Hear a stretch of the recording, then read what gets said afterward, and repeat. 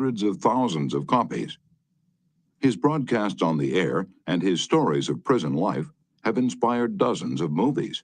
His humanizing of criminals wrought miracles in the way of prison reform.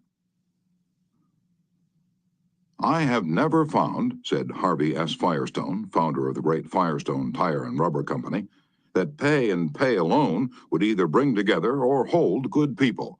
I think it was the game itself." Frederick Hertzberg, one of the great behavioral scientists, concurred. He studied in depth the work attitudes of thousands of people, ranging from factory workers to senior executives. What do you think he found to be the most motivating factor? The one facet of the jobs that was most stimulating? Money? Good working conditions? Fringe benefits? No, not any of those. The one major factor that motivated people was the work itself. If the work was exciting and interesting, the worker looked forward to doing it and was motivated to do a good job. That is what every successful person loves: the game, the chance for self-expression, the chance to prove his or her worth, to excel, to win. That is what makes foot races and hog calling and pie-eating contests: the desire to excel, the desire for a feeling of importance. Principle 12. Throw down a challenge. In a nutshell, win people to your way of thinking. Principle 1. The only way to get the best of an argument is to avoid it. Principle 2. Show respect for the other person's opinions. Never say you're wrong. Principle 3. If you are wrong, admit it quickly and emphatically. Principle 4. Begin in a friendly way. Principle 5. Get the other person saying yes, yes, immediately.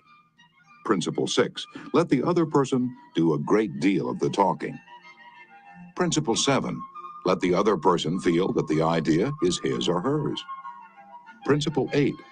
Try honestly to see things from the other person's point of view. Principle 9. Be sympathetic with the other person's ideas and desires. Principle 10. Appeal to the nobler motives.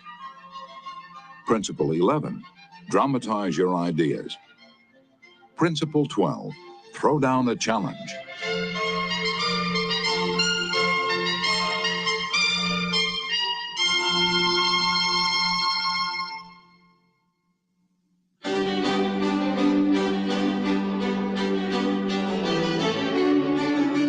Part 4. Be a leader. How to change people without giving offense or arousing resentment. Chapter 1. If you must find fault, this is the way to begin. A friend of mine was a guest at the White House for a weekend during the administration of Calvin Coolidge. Drifting into the president's private office, he heard Coolidge say to one of his secretaries, "That's a pretty dress you're wearing this morning, and you're a very attractive young woman." That was probably the most effusive praise Silent Cal had ever bestowed upon a secretary in his life. It was so unusual, so unexpected, that the secretary blushed in confusion. And then Coolidge said, "Now don't get stuck up. I just said that to make you feel good. From now on, I wish you would be a little bit more careful with your punctuation."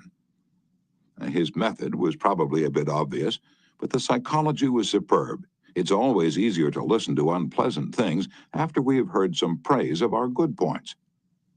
A barber lathers a man before he shaves him, and that is precisely what McKinley did back in 1896 when he was running for president. One of the prominent Republicans of that day had written a campaign speech that he felt was just a trifle better than Cicero and Patrick Henry and Daniel Webster all rolled into one. With great glee, this chap read his immortal speech aloud to McKinley. The speech had its fine points, but it just wouldn't do. It would have raised a tornado of criticism.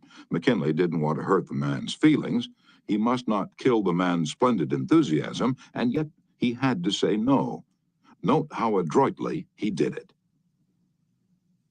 "My friend, that is a splendid speech, a magnificent speech," McKinley said. "No one could have prepared a better one. There are many occasions on which it would be precisely the right thing to say. But is it quite suitable to this particular occasion? Sound and sober as it is from your standpoint, I must consider its effect from the party's standpoint. Now, you go home and write a speech along the lines I indicate and send me a copy of it." He did just that. McKinley blue-penciled and helped him rewrite his second speech, and he became one of the effective speakers of the campaign. Here is the second most famous letter that Abraham Lincoln ever wrote. His most famous one was written to Mrs. Bixby, expressing his sorrow for the death of the 5 sons she had lost in battle. Lincoln probably dashed this letter off in 5 minutes, yet it sold at public auction in 1926 for $12,000.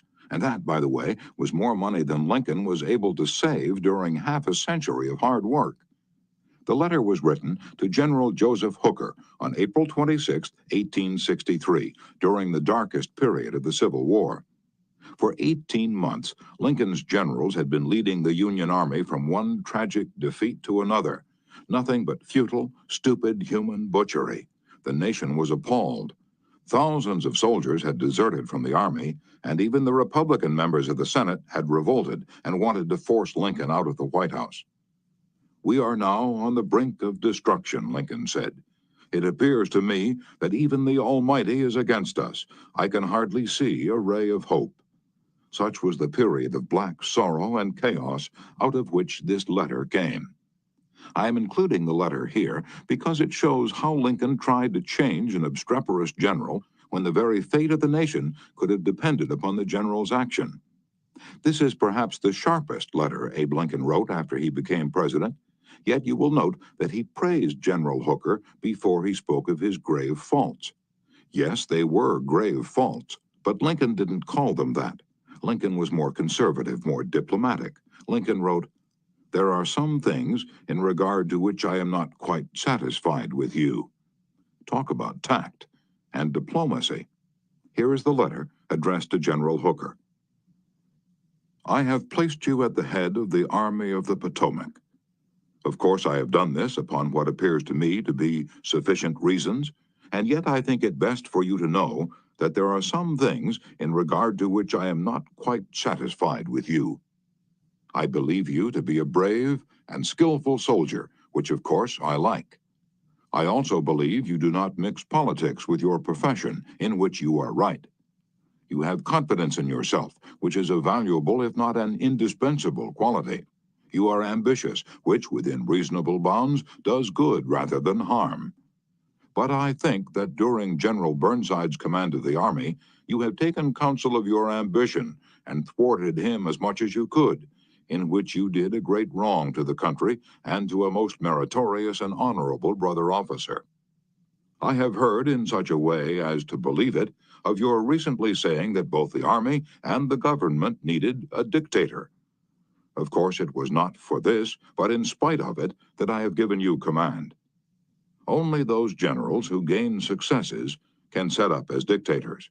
What I now ask of you is military success, and I will risk the dictatorship.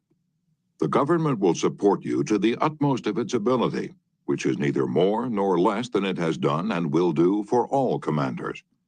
I much fear that the spirit which you have aided to infuse into the Army of criticizing their commander and withholding confidence from him will now turn upon you.